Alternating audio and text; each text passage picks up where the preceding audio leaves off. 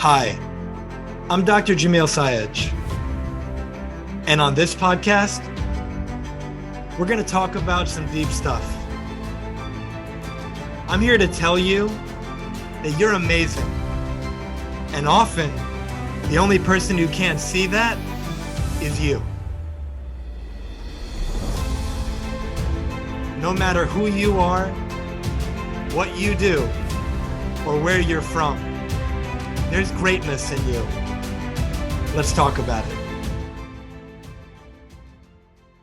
Hey everyone, I'm Dr. Jamil Sayed, and welcome to the Transformation Starts Today podcast, where I interview leaders, champions, and high performers from all walks of life as they share their stories, the lessons they've learned along the way, and empowering perspectives to help you create an extraordinary life without regret, starting today. Today we have with us my friend and brother, a husband, father, coach, and adventurer, Mr. David Weber. For over 15 years, David has been coaching and training individuals, small groups, and companies to create a life and business they love. He teaches them to drastically reduce stress, intentionally design their life to align with their highest values, identify the most important thing to move the business forward, and create a fulfilling quality of life. As a result, his clients feel happy and healthy, make more money, and create freedom. David, it is such an honor to have you with us, brother. Welcome to the show. Thanks so much for having me on. I'm excited. Yeah, man, this is a long time coming. We've known each other for a while, and excited to dive in for today. Just to give people some context, you and I, we co-facilitated along with our partner Alex this men's mastermind group for almost a year. We met shortly before then. We've known each other for years now, and my experience of you is you have such a wonderful business mind and a really beautiful heart of service. And I'm excited for you to share yourself with everyone here today. Thanks, man. I appreciate that. Yeah. So how are you doing? I'm doing great. Yeah, doing great. It's been kind of an interesting week in the house with some sick kids and everything, but other than that, it's been really good. I got my very first turns of the year in on Sunday, which is one of my favorite things to do. Got to drive up to Mount Rainier and strap on my split board and hike up halfway and then snowboard down, and it was so great. I love that. Yeah, I've seen photos of what you do. It's incredible. Thank And you. so would love to just dive in that for my listeners who don't know you yet, I found that each of us is the hero of our own story. And we've gone through challenges and hardships. We've overcome certain things to get to where we are today. And we've probably learned many lessons along the way. And if you could share with us what brought you to where you are today and why you do what you do. Yeah, totally. So, well, let's just because we got time. I'll keep it kind of short. But when I was a kid, if we go all the way back to when I was a kid, the plan from pretty early on was I wanted to be a professional musician, and so I spent a lot of time in that world, just like playing music, writing music, being in different bands, all this stuff, and had some like really incredible opportunities as a result of that. Like in high school, I played jazz. I was this weird kid. I was in like varsity sports and in jazz and like AP classes. And like we had a weird, it was cool. I'm really thankful for my high school experience. But when I was in high school jazz, when I was a sophomore, we had some seniors who were like amazing. They were incredibly good. Like they went on to like the top colleges in the country, right after that as freshmen. But that year we entered some different contests, and one of them was, have you heard of the band Big Bad Voodoo Daddy? No, no, I haven't. No. No, okay. They're a pretty like famous like swing jazz band. They're kind of, I guess they're getting a bit dated these days, but they put out a contest like anybody in the country record a cover of one of our songs, and whoever does the best one will come to your school and play a concert with you. Oh, And so in that's the whole awesome. country, we did that and we won. And so they came to our school and like we sold out our gymnasium. It was like 500 people in our gym that came out, and we got to play a concert with these guys. And it was so cool. And then from there, we entered what's called the Duke Ellington Festival, which is like they take the top 10 jazz bands in the country to go to New York and play in Lincoln Center. And we also got in the top 10 for that. And so it was just like this insane year of like, kind of once in a lifetime experiences. I got to like go to the Iridium Jazz Club, play at Lincoln Center, shake Wynton Marsalis's hand, like, just unbelievable sort of experiences. And And all the while doing this, I'm like playing in rock bands and, doing all that stuff too.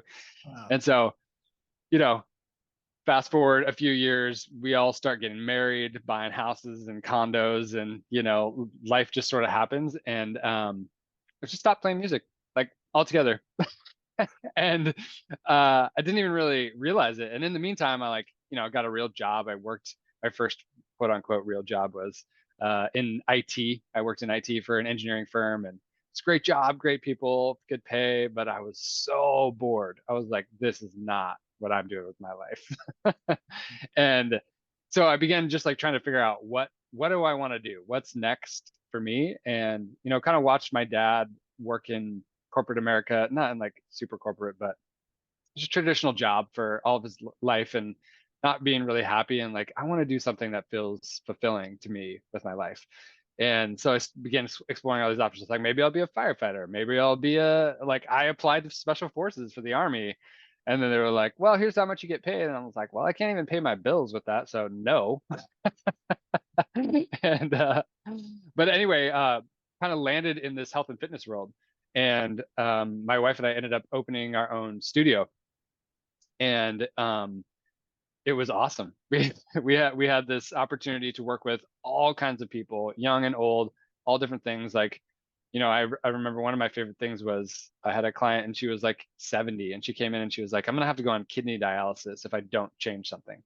And so like, all right, let's, do what we can do. And we were able to help her not go on kidney dialysis with just like improving her lifestyle and nutrition and all that stuff. And, help people do triathlons, and all that stuff is fun too. But I really got a kick out of the like quality of life thing. Like that older gal, like because she came to see me, was able to like get on the ground and play with her grandkids, and to me, that's really cool. So anyway, long story short, we ran that for 8 years. And towards the end of that, this question that I like to ask myself is, what makes you feel fully alive? And I realized that in asking me myself that question, and other people that question, and like, do I want to do what I'm doing now for another 10 years? And the answer was no. But with that was like a lot of sadness. And I described it, for me, it was like, the reason why I think we had success with our studio is because I was so single-minded that we were going to succeed. I was like, there's no other option. Like, we're doing this. I was able to like leave my corporate job, grow our space 3 times. We had like 4,000 square foot space by the end of it. And I forgot where I was going. I just lost my train of thought. It'll come back to me. Come on, come back around. Oh, but I was like, it was like a death of a dream for me. It was really, really kind of sad, because I was like, I don't know, like what's next, but I know I don't want to do this how I'm doing it for 10 more years. And so one of my clients, she is a successful businesswoman, and she was like, hey, you should go take this class down in Utah. It's on business coaching. She's like, I think you'd be really good at it and you'd really like it. So I went down and took it, and it was like, boom, that light bulb moment for me of like, this is how I can continue to like grow and expand, and all the parts of coaching that I love, which is helping people like make real life change. But I was like, I don't care if I teach somebody how to squat or push up ever again. Like, it's fine. If I never teach that again, I'll be good. And so that was kind of the turning point for me. And then that led to, hiring my own coaches, meeting you and Alex, like all these things to like where I am today. And I couldn't be more grateful, because I even with the studio, I didn't feel like, I felt like this is what I'm supposed to be doing, but not as much as I do now. I'm like, this is exactly where I'm supposed to be right now. I love that, man. Thank you for sharing that story. And I hope everyone who's listening tune into a version, if not, this may be the exact question you asked, but I could be paraphrasing it a little bit. But what makes me come most alive? And then when I come from that space, do I want to keep doing what I'm doing for the next 10 years, like in David's situation? Now, maybe it's not exactly the same way you'd be doing it. Maybe it's a minor shift, or maybe it's a massive shift and it's a completely different way of doing things. But it's a wonderful introspective question, because if you don't live intentionally in that sense of coming from the space of, okay, every day, every week, every month, whatever it is, whatever my cadence is, I'm checking in with myself. Am I happy? Am I on purpose? Am I living a life that I believe is meaningful? Am I contributing contributing to others in a way that really feels good to me? And am I living a life I can be proud of? And if the answer to those questions is no, then it's better to figure that out sooner so then you can do something about it. And so just kudos to you for asking yourself that question that for many people they shy away from. And so that's really Thank you. powerful. Thank you, man. Appreciate Yeah. it. And so in your experience, I know you worked with a lot of business owners, a lot of leaders. What have you found holds people back from growing their business and creating the impact they desire in the world? Like how are business owners getting in their own way? It's their thinking. It's just it's how they're relating to the world, like 100%. Like, I tell people, like, yeah, I don't even, I actually struggle with like what title to call myself, but generally kind of in the business coaching sort of realm because I work with business leaders and business owners. Like that's who I work with. But they might think like, okay, when we start working together, we're gonna like figure out all these business parts and stuff. We'd never start with that. We always start with the human and the person sitting right in front of me because 80% of what's going on is literally right between the ears and in the head every day. And if we stop trying to put band-aids on things and we like just go dive into the root, which people usually don't take time to do or know how to do, then we can go back and look at that business tactics and all that kind of stuff again, but from this different place, and that changes everything. Like I literally seen multiple times, many times, people like we don't work on their business at all. We just work on them, and their business starts making more money, like almost immediately. I'm sure you see the same thing, right? Yeah, I've seen that over and over again. A client of mine that comes to mind when she gave me a testimonial, she actually said that in the testimonial that we dealt with a lot more personal stuff than I expected, but that helps so much in the professional sense as well. Like Yeah. I like to think of it as for me, I love the quote, "The rising tide lifts all boats." And when I think about how that relates to the work I do, I look at it as each of us is the tide in our own life, and the boats represent different areas of your life. And so it could be the career, the family, the health, the whatever, the fitness, the whatever else it is. But if you just work on one of the boats, at least in this metaphor, at the expense of the other ones, it's like you're kind of piling on the weight onto one boat and maybe it sinks. But if Mm-hmm. you work on the water and you work on the tide and you raise it, by you just becoming a better version of you, working on that personal, how you show up in the world, who you're being, Mm-hmm. all the tide lifts all the boats and all the areas get better. And so I've definitely found that to be the case. And there's a quote that comes to mind. I don't remember who said it, but it's something to the extent of the worst things I've ever experienced have never happened to me. And that goes back to this idea of the thinking that gets us in trouble, that we buy into the worry and the concern and the fear, and we feel it, and our life seemingly goes downhill and we spiral out of control and we're not creating the results that we want and we're feeling disempowered and disheartened and bad about ourselves. And that's decreasing our performance massively. And someone Mm-hmm. like yourself or what I do, it's like just by helping somebody step back into their power and step back into kind of that reality, not like there's what's happening and then there's your thinking about what's happening. And Mm-hmm. that's where, in my experience, people get messed up. Have you seen that to Yeah. be the case as well? 100%. Yeah. Yeah. And my favorite person that like sits in front of me is like, when you're having a conversation, you're like, okay, like what do you feel like your biggest challenge is? And they go, me. You're like, all right, we're good. Let's get started. Like, yeah. Because It, like when you can recognize that, because you're already partway there. You're like, I know it's me and how I'm thinking and how I'm relating, but I'm not sure like how to deal with that. I love that. And, it's funny. I was talking with a gentleman earlier today. We're probably going to do some work together. And this was yesterday also. Two different people, they said the same thing, my variation of what's holding you back from like having what you want. And they both said, me. And I acknowledged both of them in the same way that I'm going to acknowledge what you shared for everyone who's listening in your own life as well. When you can turn that light of focus on you and take the responsibility and say, my life isn't the way that I want it to be, and it's because of me. And it's not about shame, blame, guilt, fault, none of that. It's coming from a space of empowerment. The moment you point your finger and say, my life is the way that it is, and I don't have what I want because he or she did A, B, and C, or they're not letting me do that, or the economy's like this, or whatever the story is, you've now given away your power and said, my internal reality can't change until the external reality changes first. but that's got it backwards. It doesn't work that way. And so the moment you can say, you know what, I'm the only thing holding me back. Like David said, you're already halfway there because automatically you're in the driver's seat. You're coming from that space of being a creator of your life instead of coming more from that victim space. I love sharing with people that you can be at cause or at effect. You can be a result person or a reason person. If you're coming from the space of, I don't have the results that I want, and here's all the reasons why, you're at effect to life and you've disempowered yourself and you have to wait until the external changes in order for your life to change, and you might be waiting forever. But if you come from that space of, I'm going to be a results person and I'm going to take ownership of the fact that I don't have the results that I want right now, how am I creating that? What am I doing and not doing? What am I saying and not saying that's leading to these results that I don't want anymore? And then reaching out to somebody and getting some help, it's music to my ears when people say something like that. Yeah, absolutely. Can you dive into a little more of the distinction between working on the business versus working on the person running the business? And maybe even give some examples if anything comes to mind of a story or two that kind of exemplifies that, if you'd like. Yeah.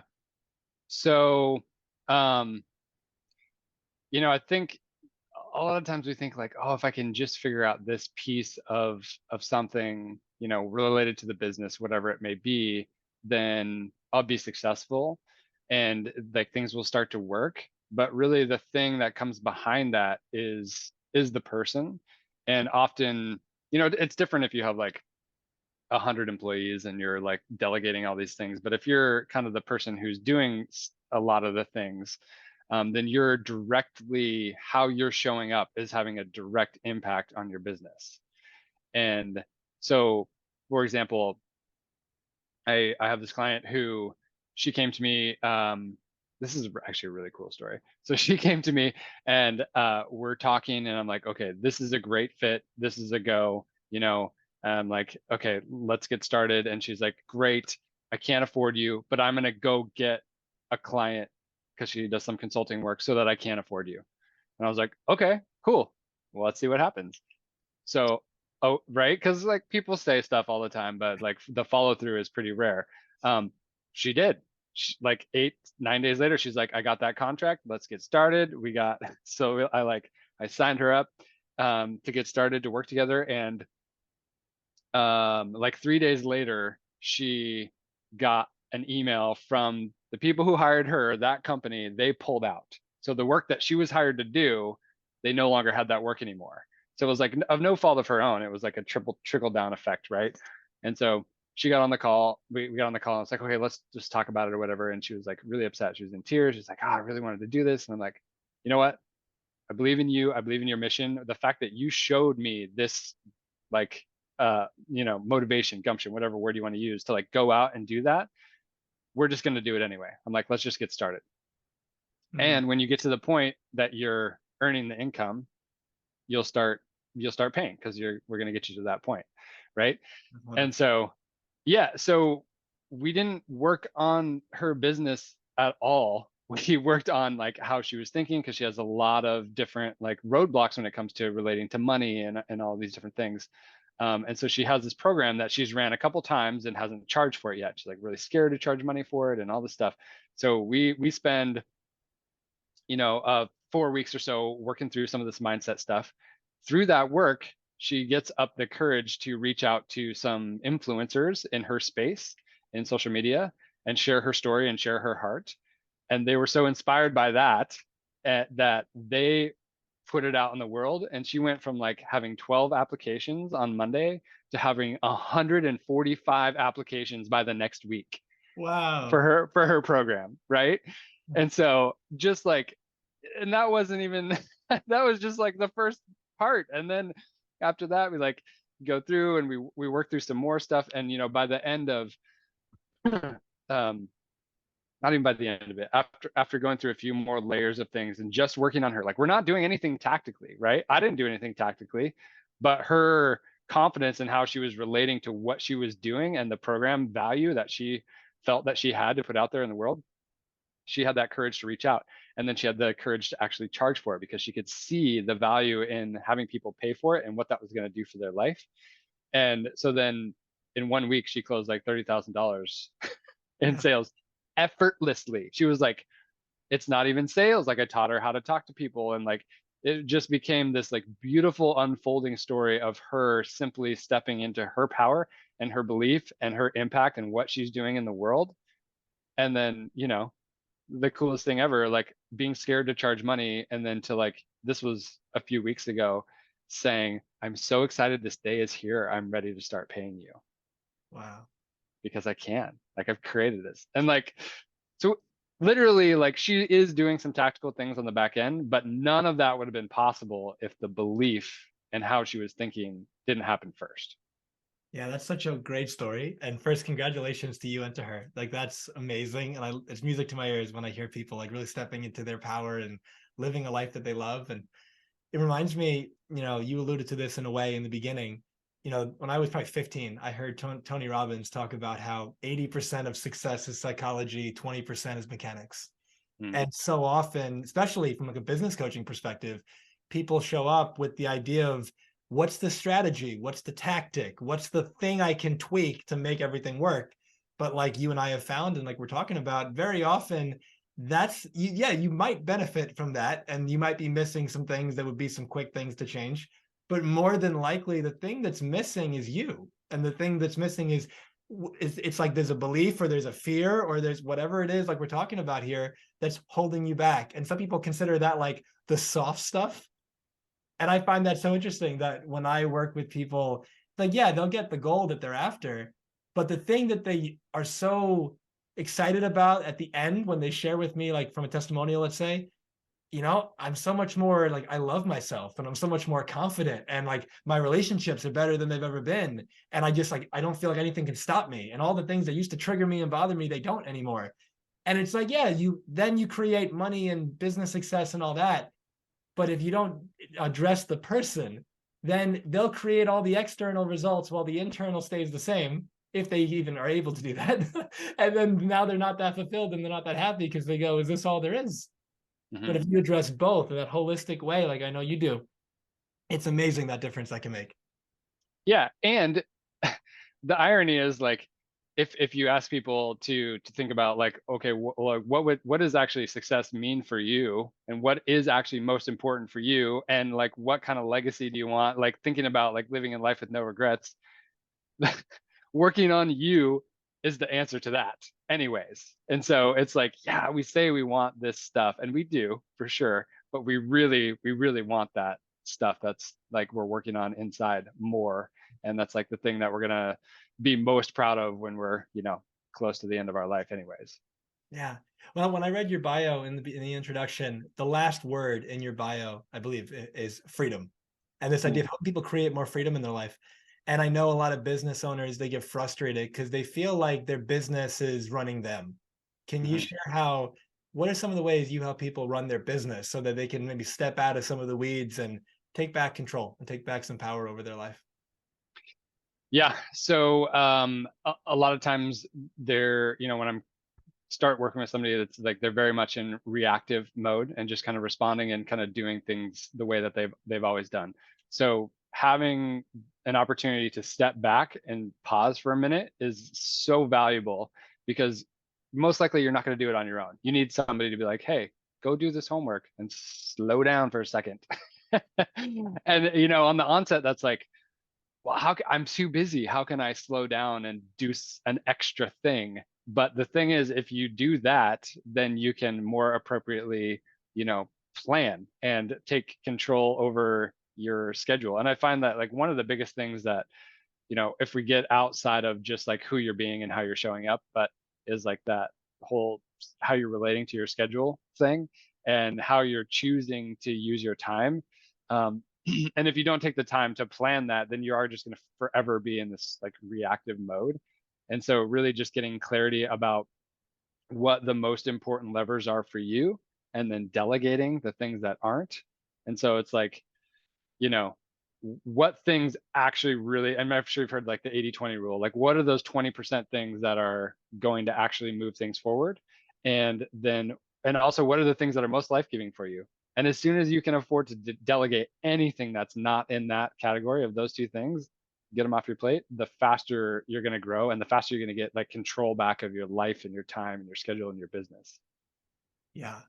There's so much there, something I've seen over and over again with people that I've worked with, but also people that I'm in conversation with now that we're thinking about doing some work together, is that idea of overwhelm and this idea of being really busy. Like you said, they're going really fast. And what I tell people so often is being busy is a choice. And when somebody tells me, oh my God, like my calendar is so hectic, and they look at it and they're dreading doing it, and I say, okay, and then this goes back to being empowered and taking back responsibility. Who made that schedule? And they'll say, I did. It's like, well, why'd you do that to yourself? Why did you say yes to things when you meant no? Mm-hmm. And it's like, sometimes it's like a people pleasing kind of thing, and sometimes just a lack of boundaries. But whatever it might be, when we're saying yes when we mean no, and we're going a million miles an hour, and someone like you or I says you got to slow down, I love telling people sometimes you got to slow down to speed up. Because Yeah. if you're going in, there's a, I forgot where I heard this, but the quote is something to the extent of, if you're going in the wrong direction, it doesn't matter how fast you're going. Like you got to stop and turn around. And so in Right. a way, we've got to slow you down to pause and reevaluate. Is this still important to me? Does it matter? Is that still where I want to go? I've been doing it for a while. How are the results that I've been creating? Are they actually leading to the life that I want? Am I happy? Am I fulfilled? Like David was saying, maybe I've been doing this for 5 years. Do I want to do it for another 10? And if the answer is no, I remember hearing Steve Jobs, he was on stage with Bill Gates, and this is a long time ago. And Steve Jobs said something to the extent of, people say it's important to have passion for what you do. And Steve Jobs said, and I agree, you do need passion because it can be really hard. And if you don't have passion, if you don't love what you're doing, you're going to quit because you're sane, because it's going to be hard and you're going to fall down many times.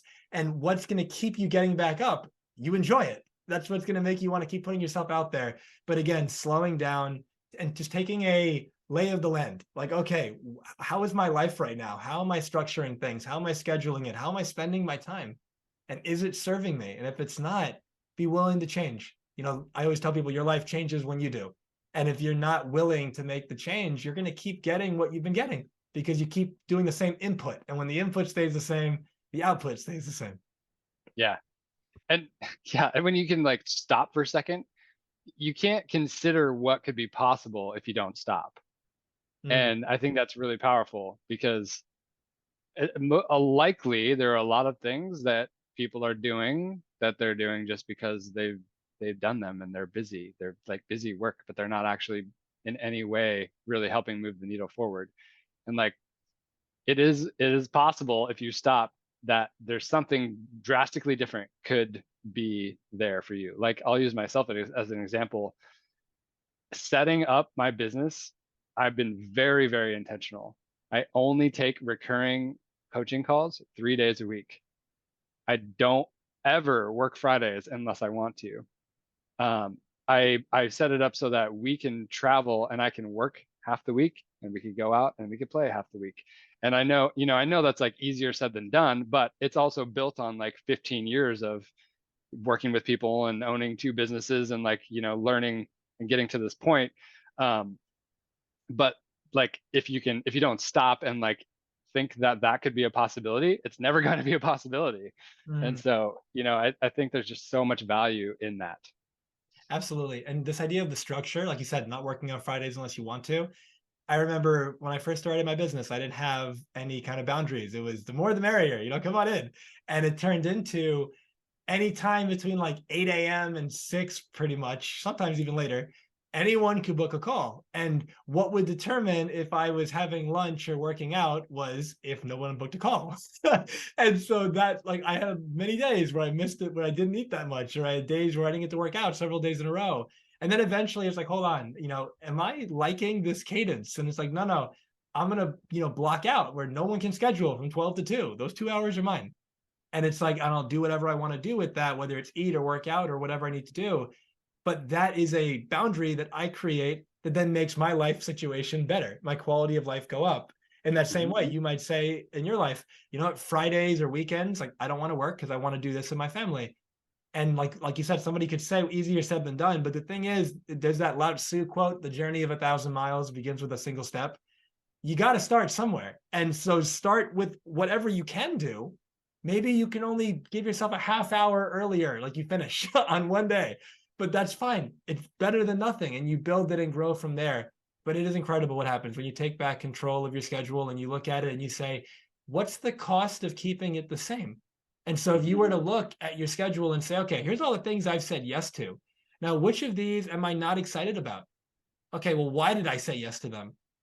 Can I get out of them? And if I do need to do them, how do I ensure that I don't continually have to keep doing it? And then just from that place, your life changes dramatically when you see the cost of what's the cost to you, to your mental emotional well-being, to your level of stress, to your family, and to your relationships, of you continually living a life where you're putting everyone else's priorities ahead of your own. Mm-hmm. And I've Yeah. just seen people do that over and over and over again. It's like you're the most important person in your world, and it's not selfish, it's selfless, because when you put yourself first and you take care of you and you fill your cup up, you can give to the people that you care about forever. But when you put everyone else first and you're last on the totem pole, then you burn out. And then you're not going to be able to serve anyone because now you need to be taken care of. And so when we can get clear on how can I make myself first so I'm the best version of me for my spouse, for my kids, for my team, for my whatever it is. And it's incredible how quickly life changes when you make yourself a priority. Yeah, 100%. And I think the last thing kind of add to this that I've seen is like most of the time we have an expectation that other people have these expectations, and that's what's driving our schedule. And a lot of times that story is not even true. Like I was talking with the client, like, wait, like I think that they expect me to whatever, be available for this or do that or whatever. But if you simply said, hey, I'm available here on these days, they'd be totally fine with that, you know? And so a lot of times I just really see that like expectation of others as one of the reasons why people don't change. And it's built on almost completely false stories. Yes, this expectation and assumption. And, Hmm. it's like when just everyone who's listening, your life will dramatically improve if you just start questioning the thoughts that you have. You have the thought of, oh, I want to do this, but I can't do it for this reason. Is that actually true? Like, what's actually holding you back? Are you sure? How do you know? Did you ask them? Did they tell you that? Or are you assuming that? Hmm. And just with that, most of the time you sit there and you go, well, no, I didn't ask them. I'm just assuming it for this reason. Well, don't do that. Like, go talk to them and go make it clear. Hey, this is what I can work. Can that work for you? Yeah, like David said. And then you get the exact schedule that you want, but you got to take back control. I think that it's a good segue that in our previous discussion, you and I were talking about self-mastery. And I know Hmm. that's such a powerful foundation to an extraordinary life. Can you just speak to that and why it's so important? Yeah, I think, man, this has been really fun because I've just recently gotten really excited about this idea and this concept of self mastery. But I think generally, if you think about that, sorry, get some water here. One sec. Okay.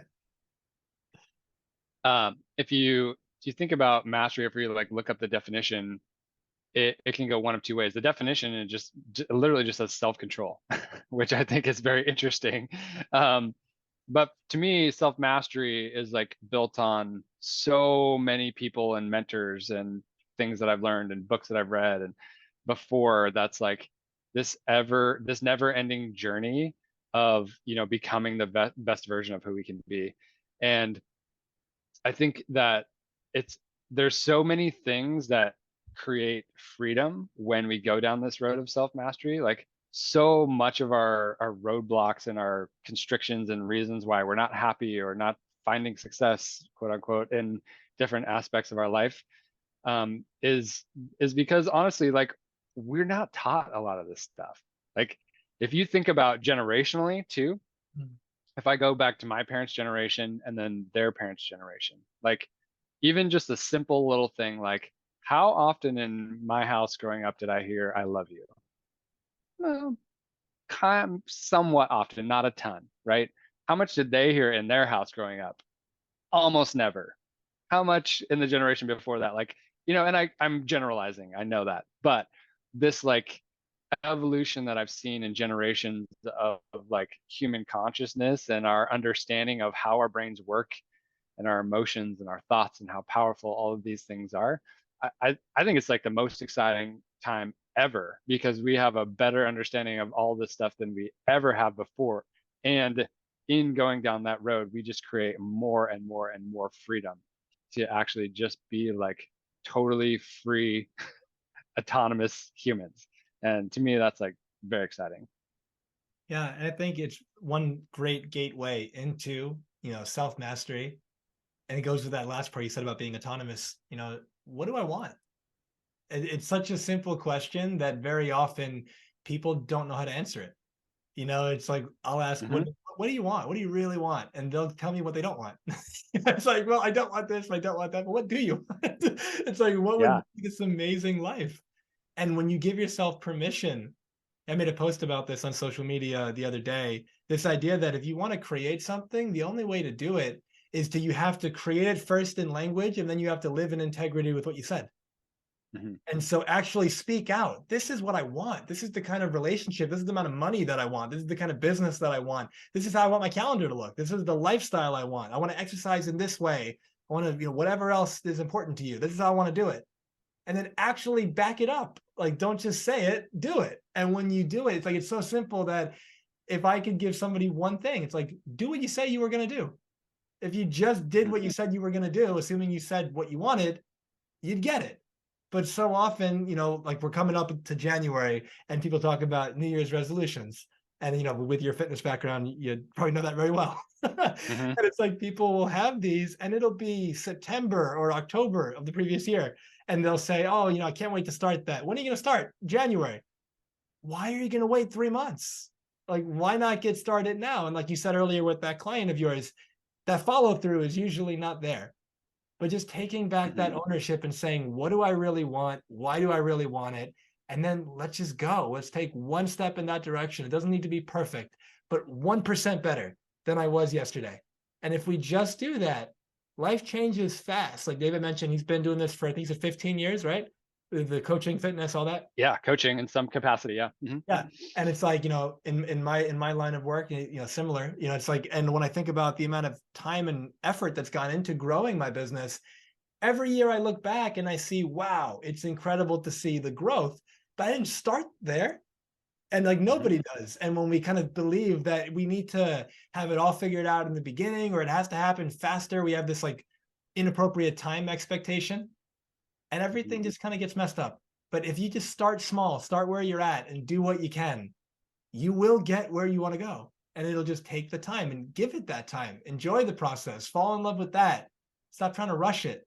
You give up early when you do something like that because you get disappointed. Hmm. Yeah. Now, Absolutely. the foundation of this podcast, the foundation of my work is to help people create an extraordinary life without regret. Could you share with us, if somebody were to ask you, David, how do I live an extraordinary life without regret? How would you respond to that? Mm.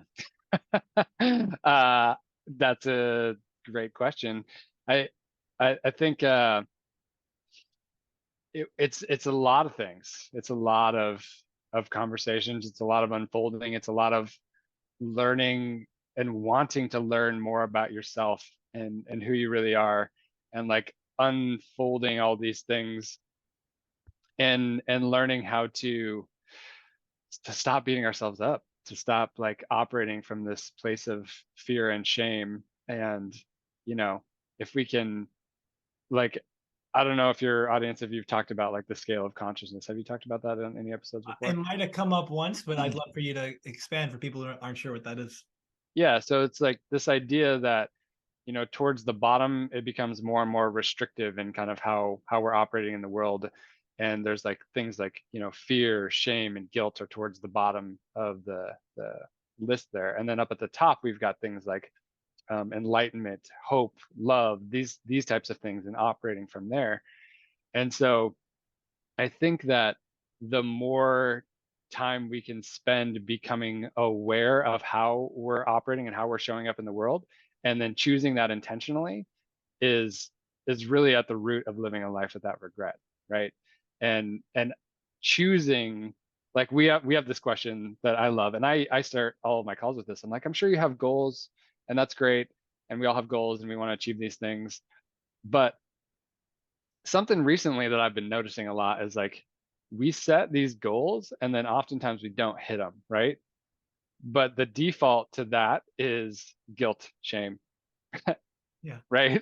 So it's like that's it's an interesting thing to think about here, and this is obviously kind of individualized and depends on the person and where they're coming from. But this question that I know we love to ask, which is instead, what would you love to create? And the difference between asking that question and what are your goals? That's like that's coming from such a different place, and to me, that's also like part of that scale of consciousness where you're much higher up on the scale of consciousness when you ask that question. Um, and living a life without regret. Bronnie Ware, she wrote the top 5 regrets of the dying. She's a palliative nurse, Mhm. and she said the number one regret of all these people who are like near the end of life was, I wish I'd had the courage to live a life true to myself and not the one others expected of me. Yeah. And so, I mean, maybe that's the best way to sum it up right there. Is just like living a life true to who you really are, and then that's it, and then like living that out with as much integrity as possible, because that's a thing where I see a lot where we trip up a lot, right? We're pretty good for the most part. People are pretty good with integrity with other people, like, hey, I told you I'd do that, I will do that, sort of thing, for the most part. With ourselves, where it's a lot slipperier slope for that one. So I think the more we get into alignment with that self integrity, the less regret we're gonna have. Yeah, that last part, this idea that in general, this is also kind of painting with a broad brush, but for most people, when somebody gives you their word and they break it, you judge them and you think something negatively about them for not keeping their word. But if you break your word, you give yourself a pass. And you come up with all the reasons. Yeah, yeah, I didn't keep it for this reason and that happened. I was busy, and of course, who could have done that? And it turns into this. You give yourself the excuse, and you kind of weasel your way out a little bit. But what if you held yourself to that same standard of integrity? And when you Mhm. talked about this idea that a lot of people set goals and they don't hit them, and then the default is that blame game, that blame, shame, and guilt. But as a different perspective for everyone who's with us, you are always creating results no matter what. Now, you may like the result you created and you might not like the result you created, but you always create results. And so, whatever the result is, you look at it and then you be with it. And you can either disempower yourself with the it's not fair and kind of, crap on yourself. And all of a sudden you end up not getting where you want to be. Or you can come from that space of interesting, like the way a scientist would approach an experiment and say, you don't fail when you do an experiment. You just got a result you didn't want it. You got a result you didn't want. There we go. And so by getting a result you didn't want, you look at it and you go, interesting, how did I do that? Did I add that reagent too early and that's why it exploded? Or did I do this and that's why that happened? Interesting. You make some notes, you don't do it that way, you do it a different way. And you keep experimenting with it and you'll get where you're going. So bring that experimenter mind, bring that mind of play and curiosity versus shaming yourself. Nobody's going to get it right the first time. And there's people who are still getting it, quote unquote, wrong the 1,000th time. It just doesn't happen as often. And give Mhm. yourself that grace that you're in this human adventure and on this journey. You're not meant to be perfect. You're not Mhm. meant to be good at something you've never done before. You're not meant to be flawless in execution, even though you might carry that expectation that you're supposed to. And I think that we're overly hard on ourselves, and that definitely leads itself to living a life that we don't really feel good about. And like you said, it often starts with ourselves, coaching the person, not necessarily the business. Because if Mhm. you're being overly hard on yourself and you're having expectations that aren't even appropriate, you might not actually have a problem. You just think you do. Yeah, I one of the things that you say, Jamil, that I love so much is a problem is not a problem unless you make it a problem. Yeah. I have it written down on my list of quotes that I'll be posting on social media sometime soon. But I just love that. What was I gonna say? Oh yeah, but because then also like there's the trickle over effect into like all of the people that you work with and like all the people in your life. And like to go back to integrity for just a second, a couple of little things. I challenge you, if you're listening to this, next time somebody says, "Hey, we should go grab lunch," and you say, "Yeah, we should do that," and then you're like, "All right, talk to you later." I challenge you, because that's a little thing right there of not integrity, because you really don't mean that. And if you did, then pull out your calendar and schedule it. So I challenge you, next time you're having like one of those conversations, be like, yeah, great, when's good for you? Or say, you know what, actually, I'm not going to prioritize that right now because I have this and this going on. Totally respect you. Like, start to have these more real, authentic, non-people pleasy conversations, that, because it's like more really actually in alignment with what's going on in your head and your heart. I love that. It's so funny you share that. There's many people in my life that love them to death, and they'll be like, oh, we should really get some dinner, or we should hang out soon. And I'll say, great, I've got like Tuesday and Friday, are you available? And they'll say, oh, I'll get back to, and then I never hear back. It's like, all right, it's an idea to hang out, but if we're not going to be willing to commit to something, you're just weakening yourself, in terms of your word. Because Yeah. if I speak and there's not power behind that, in the sense that when I speak, something happens. Hey, David, do you want to get dinner? When? 7 p.m. on Thursday. Yes, great. Where? We'll meet there. Done. That is now a creation. That is happening. At 7 p.m. on Thursday, I know where David and I is going to be. But the moment it's like, you want to get dinner? When? Sometime in the future. We'll talk about it. I get off that call, I have no idea when that's going to happen. And it's like, there's like this ambiguity, and like this, nothing changes. One thing also, that quote you mentioned that I shared, a problem is not a problem unless we make it a problem. I think it's really relevant to what we're talking about. This idea that we started by saying so much of the challenges we experience, if not all of them, are just in between our head. And it's like coming from that space of, well, what makes a problem a problem? Because you can point to a tree, you can point to a rock, you can point to the sun, you can't point to a problem. You can point to something that you consider a problem, but not everyone in the world would also call that a problem. Some people would think that whatever you're pointing at is great. And even if you, and just to take it to an extreme, even if you point to some of the worst things in the world, the people who are doing those things at least probably don't think it's too bad, right? And so just from that space, what makes something a problem? The meaning we give it. Going back to that experimenter mindset, what makes something a failure? The meaning you give it, the meaning that you make it mean about you, versus it's just an experiment and I can always try again. Like, there's no failure at that point. And so how are you defining your reality? How are you defining your situation in such a way that's causing you to feel rejected, or that you failed, or that whatever the case is? It's all your creation. And that goes back to being empowered. It goes back to stepping into, how am I creating the results that I'm experiencing? The results aren't good or bad, they're just neutral. And then I make it mean something. And then I call it a problem. And then I blame the outside world. And then nothing changes. And that's like that cycle that we can get out of when you realize the seat of power, the seat of transformation is you. And then when you can step back into like kind of it's like the king or the queen chair, like the throne. You're standing back and you're sitting in that throne of your mind. And just by doing that, as the experience shows up, you get to decide what it means. And then you get to decide the experience is created as a result of it. Yeah. And as just like I mean, if everyone who's listening, if you just take what Jamil said in the last like 45 seconds there, that just sums it all up. Boom. Like, just go take that and you'll do great. But if like a quick example of this is like, you don't necessarily have to change the tactic, right? And it's never more apparent than in like sales. So if you're struggling with sales for whatever reason, and you're showing up and you're like, even just in this energy of like, I really need to close this deal, I need to close the sale, whatever it is, and you change how you're relating to the thing, and you change how you're showing up.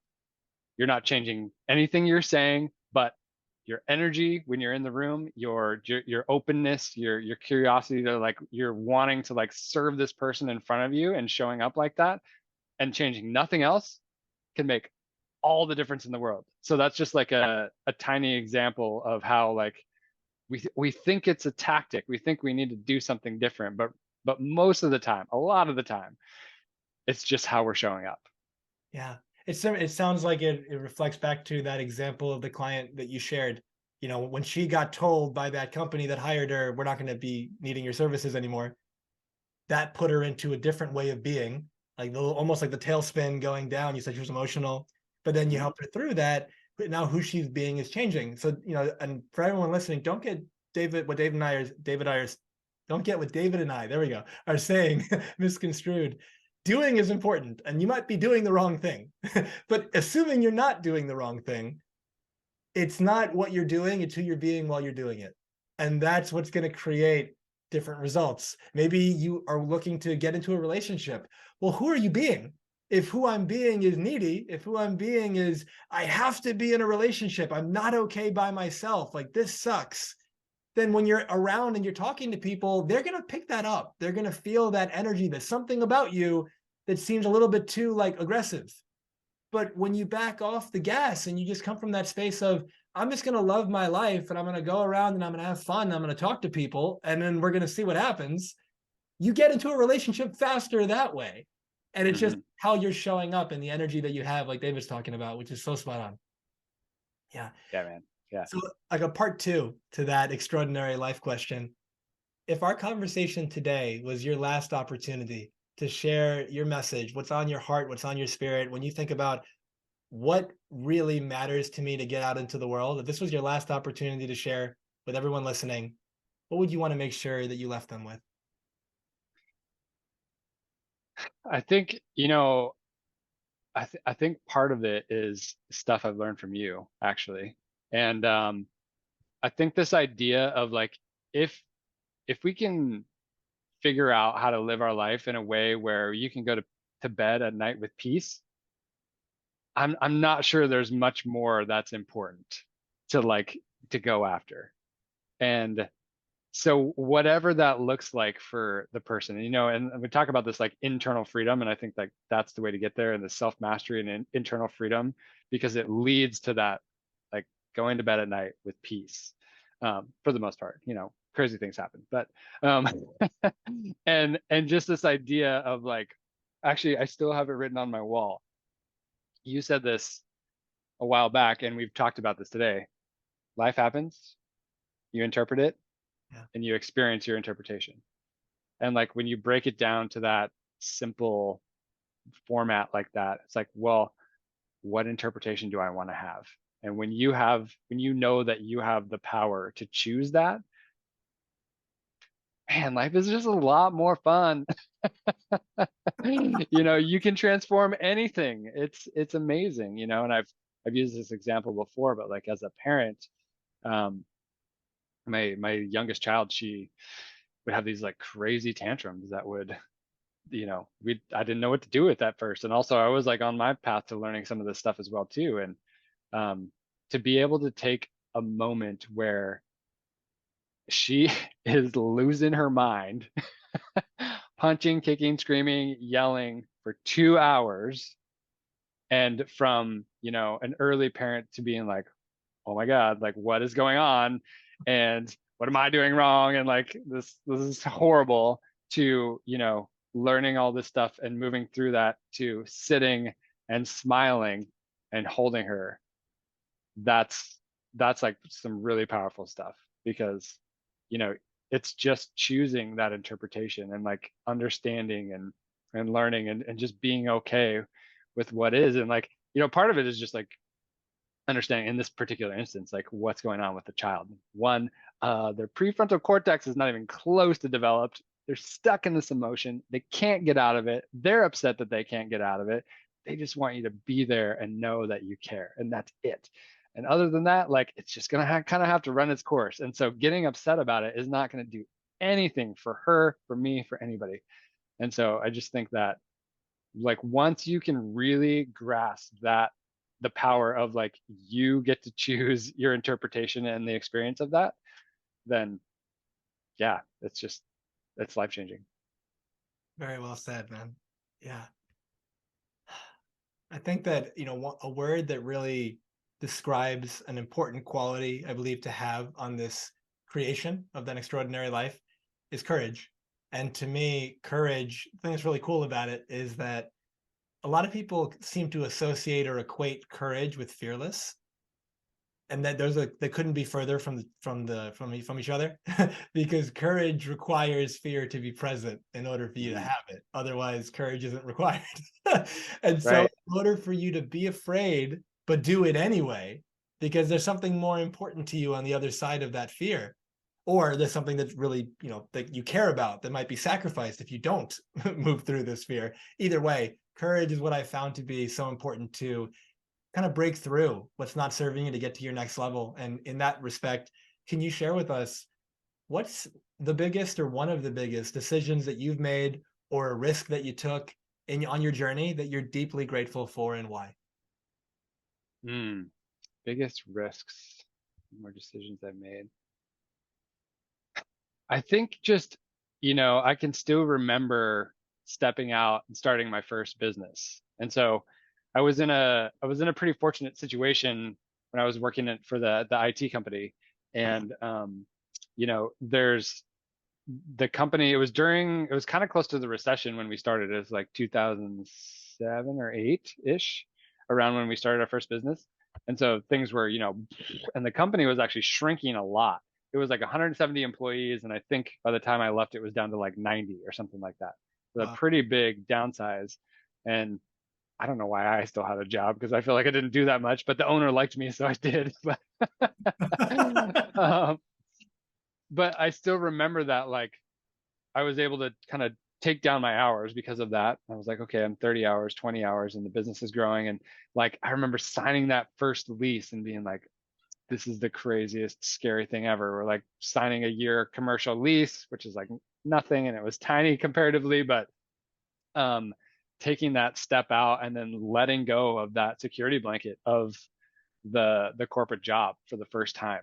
And I'm sure every entrepreneur has, had this same experience, but I still remember that. And I still feel like, even though we set ourselves up, hopefully the best possible way to succeed, there's still a risk and still courage to step out and make that happen. And so, yeah, I would say that's something that stands out for sure. Yeah. Would it be correct to paraphrase some of that as I chose me? Like I chose to step into what I wanted to do. Hmm. Right. And so, in that same kind of way, there's people listening right now that maybe you're early on in your journey in terms of being an entrepreneur. And maybe you've got a job and you haven't gone all into that entrepreneurship. And maybe there's some, fear. There's some stories that you're running. And that doesn't mean that there might not be a challenging transition. That doesn't mean you might not experience some hiccups along the way. But similar to when David said, he does his 3 days of coaching and Fridays are off and all these kind of things. And he goes, but that's like 15 years in the making. In Hmm. that same kind of way, where could you be 15 years from now? Where could you be 15 months from now? And where could you be 15 like minutes from now? You could change a lot if you just make some new decisions going forward. It's incredible when we come back to, I mentioned that kind of metaphorical like throne of the king or the queen. And like the king or the queen, let's say, runs the show. They're going to dictate what's happening in this kingdom. And in that same kind of way, if you see your life and like you, the character of you, like you're the king or the queen of your kingdom. Another way of saying that is like my first question to you. You're the hero of your own story. And so from that place, what decisions do you want to make, realizing the power that each of those decisions have, and you're only one decision away from a completely different life.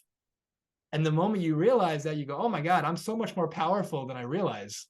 Then Hmm. you actually take a different action. If you do something drastically different than you did yesterday, you're going to have a drastically different tomorrow. But if you do something the same as you did yesterday, tomorrow's not going to be that different. And then when you keep wondering why, you know, it's like tomorrow doesn't look that different than yesterday. It's like that's why you got to do something drastically different now. But that's going to change everything. And so, David, as we begin to wrap up, can you share with us what are you working on or working towards now that's exciting you?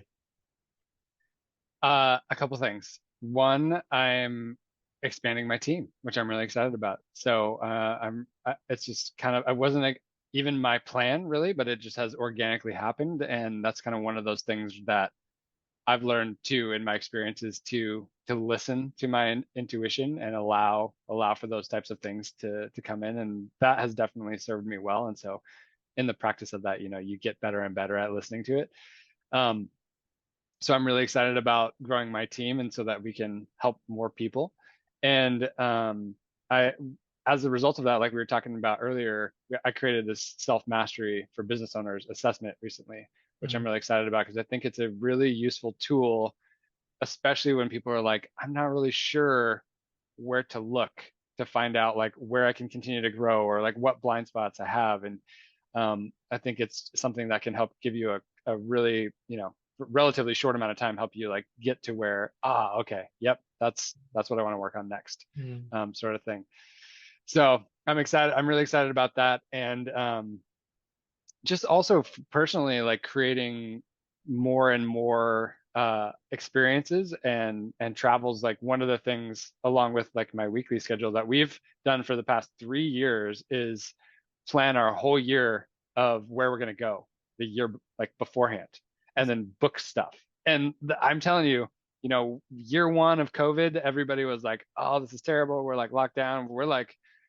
We're doing stuff. We had one of the best years ever because we had already actually like planned it, and we didn't travel like in a plane or anything, so it didn't impact that for the first year. But just being really intentional about that and creating more experiences and doing new things. I like really want to try new things and also kind of dive deeper into a couple of things that I really like that I didn't really have opportunity as a kid. And one of those actually is just snowboarding. I never had a season pass. I never a lot of my friends, they grew up doing that. They had ski patrol. We didn't grow up with any money, so I never got to do any of that. But now I'm fortunate that I can, and I'm getting to take my kids. And so just like having that experience with them and also kind of honing that skill that I love, now kind of pretty late in life relative to like when most people get really good at something like that. Um, I'm really excited about that. I love that. And I want to acknowledge you for practicing what you preach and this idea of, if you challenge the audience, if you're talking to someone, hey, we should get lunch. All right, great. When? Like what day? And like all that. In that same way, here you and your family are looking at the year ahead, saying, so where do we want to go? And then let's plan where we're going to go, when we're going to go, maybe even let's buy the ticket. And then all of a sudden you have it in the calendar. You know exactly what's going to happen. You got something to look forward to in the future that's exciting. And that creates hope. And it's like Mm-hmm. a lot changes when we do that. Let's see if I can pull this up from memory as we wrap up. But there are 3 factors to hope. The first is you believe the future can be better than the present. The second is you believe that you can make it that way.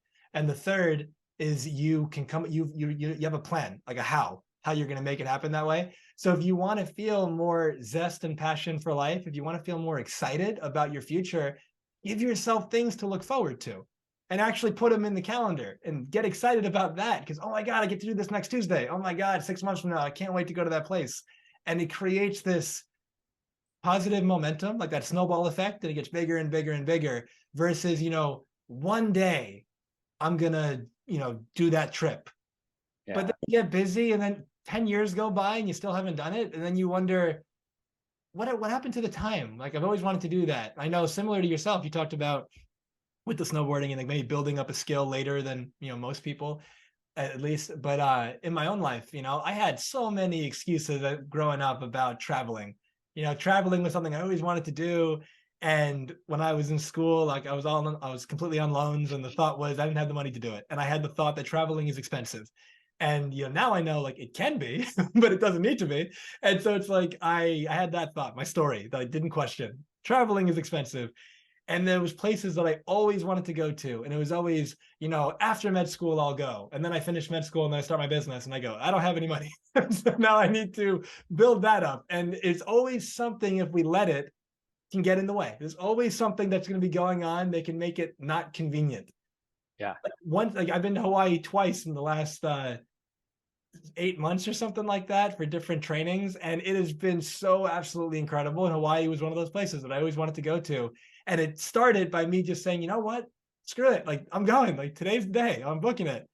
And it's incredible how life shifted from there and many opportunities have come from it. It's already paid for itself. But you got to begin, you got to go first. So what steps can you take today to begin creating the life that you'd like to live going forward? And then actually just start. Just start. And so, David, how can our audience learn more about you, connect with you, take that self-mastery assessment, anything that you'd like to share? Yeah. So the best place to connect with me on social media would be LinkedIn. Actually, I'll give you the link afterwards because I'm sure there's a bunch of David Weavers. It's a weirdly common name. But my website is davidweavercoach.com. And just in case you're listening to this in the future, I'm going to be rebranding pretty soon. That will be unbrokenpursuit.com. But for now, it's davidweavercoach.com. And then I just actually made it go live this morning. The self-mastery thing is on there. I'll just put your name and email in there and I'll send it over to you and you can get a copy of that. So yeah, that's the best way to connect with me. Awesome. And just a quick suggestion in case, if it's going to be a different website, maybe you can redirect it. So if anyone clicks the link in the future, it'll send them to that website, or just you can give me the website itself. It's not made yet. And I'll just put it in the link. Either way. For sure. I will definitely. Everything will be forwarded in the future. I'm like talking to tech people to make that all happen. Perfect. So I'll have all the links in the show notes below. And if for everyone who's been here, thank you so much for giving your time, your energy, your attention. If you've enjoyed this conversation, it would really mean a lot. First, share it far and wide to so many people that can benefit from the wisdom and the nuggets of gold that David shared today. And please leave a review, whether it's on I always almost say Amazon. It is on Amazon, but I mean to say Spotify and Apple. It's probably the primary two people listen on. But if you're on Amazon, more power to you, and leave a review there too, or YouTube, either way. But new episodes get released weekly, and it's been such a wonderful, humbling journey the last 7 or 8 months or so. And David, it's been so wonderful to have you. Thank you so much for taking the time to be with us today. Is there anything you'd like to say before we close? I just want to say thank you to you, Jamil, and I appreciate. You probably don't know how much like what I do today you have helped influence. So thank you. I appreciate it. Thank you, man. That means the world to me. And nothing but love in my heart for you and your family. And looking forward to David and I connected recently. This is actually a good little side note, real quick. David and I had a Zoom call recently. Beautiful conversation. We got to catch up, and we realized at the end, we should do this a lot more frequently. It's been a while since we've connected. And in that same way, who are the people in your life right now that you haven't connected with in a while that you'd love to reconnect with, and recognize, just like, hey, when do you want to go to lunch? Let's schedule it. You can reach out to them right now and say, hey, I'd love to see how you're doing. I'm free Friday at 2. Like, can you speak? Just that right there. You never know what that can lead to. That can lead to some real magic in your life. And so that is my loving challenge and send off for all of you. The foundation of what I do, like I said in the beginning and in the middle of our show today, is to help leaders, champions, and high performers to experience more happiness, peace, and fulfillment as they create an extraordinary life without regret. If there's anything you're going through that I might be able to support you with, I'd love to have a conversation, see if or how I can help you. You can book that call on my website, jamilsayed.com. That'll be in the show notes as well, under all of David's stuff. And if you're looking for, obviously you're listening to the show, so wherever you're tuning in, you can check out all the other episodes. But I've also had about, I think, around 900 pieces of content since 2015 that's online, videos, blogs, quotes, little short things that you can consume quickly that can meaningfully impact your day. You can find that on Instagram at Dr. Jamil Sayed, DR and then my name, and Facebook and LinkedIn is just my name, Jamil Sayed. I'll have that in the show notes as well. I call this podcast Transformation Starts Today, because I have found that most people's favorite day to change their life is tomorrow. And that's why they stay stuck. But you can be different. You can apply everything David and I discussed today. You can ask yourself that question that we started with. What really makes me come alive? And then, do I want to keep doing what I'm doing 10 years from now? And if not, what needs to change? And then actually act on it. Re-listen to this as often as you need to get that re-inspiration. Reach out to David, get some support. Or if I can support you, that's great too. And other than that, have a beautiful, beautiful rest of your day, weekend, and I will see you next week. Take care, everyone. Thank you for being with us today. If this conversation served you, it would mean a lot if you left a review and shared this with anyone who may benefit. An extraordinary life without regret is available to you now. Choose it. It's your time.